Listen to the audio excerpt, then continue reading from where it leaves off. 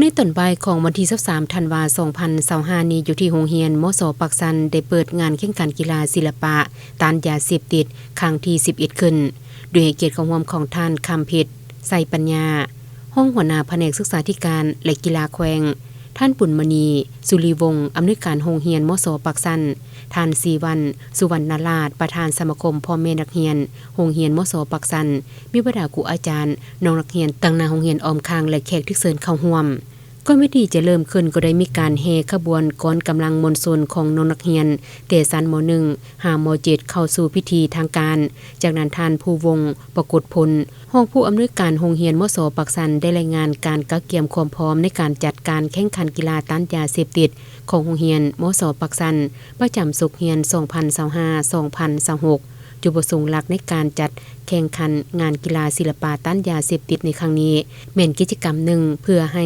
นักเรียนทุกคนได้ห่างไกลจากสิ่งเสพติดและให้ครบตามลักษณะของหลักมูลการศึกษาที่กระทรวงศึกษาธิการและกีฬาวางออกพร้อมทั้งเป็นการสร้างขบวนการให้มีบรรยากาศฟุดฟื้นม่วนซื่นและเป็นการสุขอยู่ส่งเสริมให้นักเรียนกลายเป็นคนขยายตัวรอบด้านในการสร้างความสามัคคีไมตรีจิตมิตรภาพหักแพงซึ่งกันและกันให้มีสุขภาพดีมีระเบียบวินัยห่างไกลจากอบายมุขและสิ่งเสพติดต่างๆพร้อมทั้งเป็นการสุขยุและส่งเสริมนักกีฬาผู้ที่มีพรสวรรค์เพื่อเป็นตัวแทนเข้าร่วมในกีฬาต่างๆในระดับขั้นแขวงระดับแห่งชาติและสากลสำหรับการแข่งขันกีฬาในครั้งนี้มีทั้งหมด5ประเภทกีฬาคือบานเตะทรายยิงบานซุงยิงทรายกระตอทรายเปตังและเทคบอลซึ่งเริ่มแข่งขันมาแต่วันที่25ตุลาคม2025เป็นต้นมา